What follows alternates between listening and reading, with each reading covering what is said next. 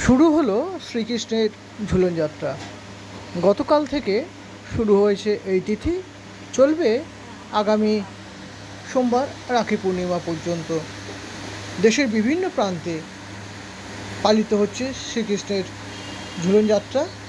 তারই কিছু মুহূর্ত তুলে ধরা হলো সত্যম নিউজের পর্দায়।